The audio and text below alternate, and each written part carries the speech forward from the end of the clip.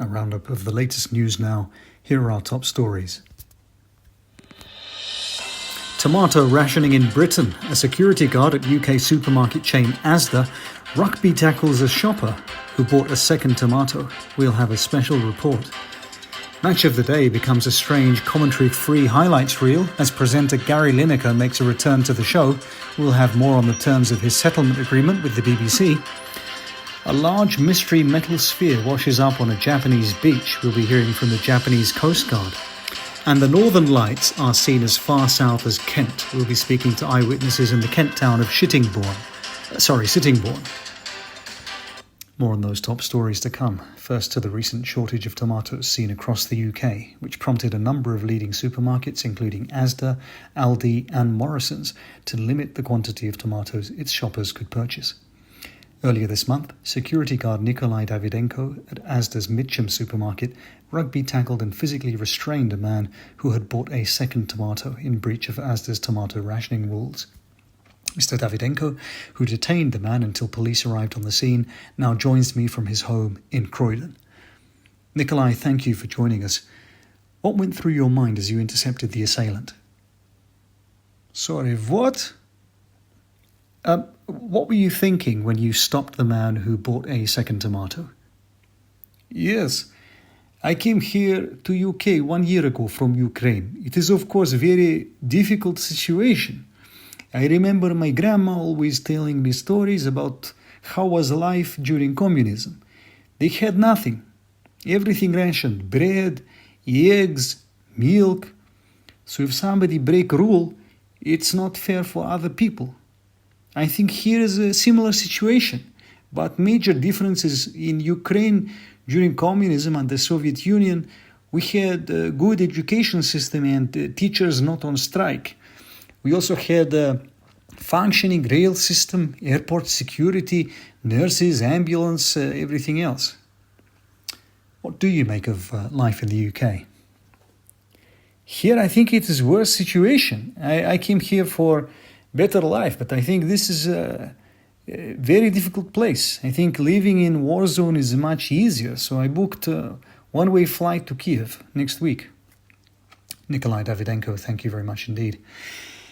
The tomato rationing policies were brought in as a result of supply chain shortages, which in turn were the result of unseasonably cold weather and soaring energy prices across Europe, including Spain, source of 95% of the UK's tomatoes.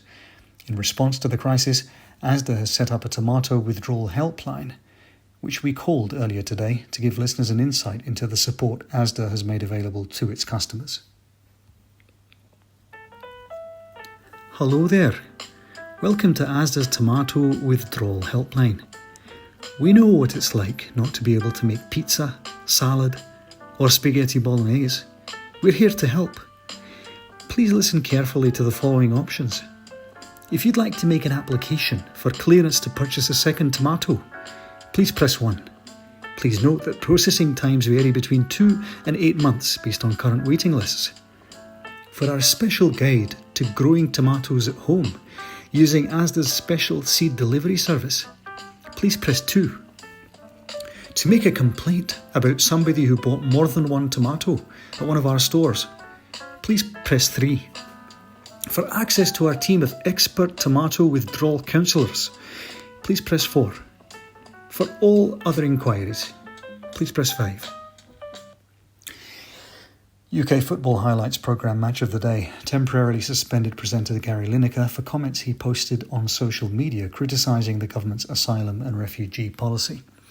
The BBC has since come to an agreement with Mr Lineker on the terms of his return to the programme. Joining me in the studio is BBC Public Relations representative Mr G. Hermano. Mr Hermano, what can you tell us about the reasons for Mr Lineker's suspension?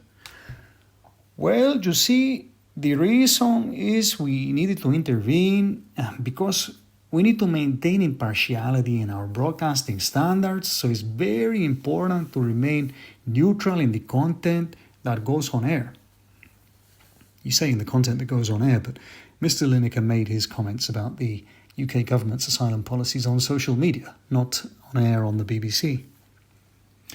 Yes, but we need to cultivate an image which maintains neutrality and avoids taking sides or airing your dirty laundry in public, unless it's, of course, it's in the public interest. The BBC seemed to have no problem at all with defying the public interest when it came to keeping prolific paedophile Jimmy Savile's exploits under wraps for decades. Surely it's a bit rich for the BBC to be claiming the moral high ground here? Bob, we need to retain impartiality and stay away from being political as an organisation. That is all. Was the BBC pressured by the government to act against Lineker? Absolutely not. Was the BBC positively incentivised by the government to take action? No, nothing like that. Of course, sometimes we receive favours, brown envelopes, but naturally we decline without hesitation.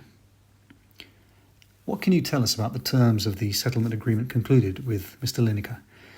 Yes, nothing unusual. We just require Gary not to mention anything which is actually or could be construed as being critical of the government for the time being, and that if he wishes to criticize government policies, he needs to use a fake online identity so that he does not leverage his celebrity status. And all humour must be apolitical at all times.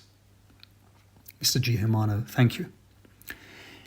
A nearly 2-metre wide hollow metal ball washed up on a Japanese beach recently, which has left police and bomb disposal experts perplexed about what the object actually is. Joining me from Tokyo is Toshiyuki Takahara from Japan's Coast Guard. Mr. Takahara, do you not even have a vague idea what this could be? Bob-san, thank you for your time. We think it could be some kind of surveillance technology from China. They have a balloon, they have a sea vessel, everything is possible. Have you managed to break it open and work out what's inside? No need, Bob-san. We conduct X-ray and find nothing inside.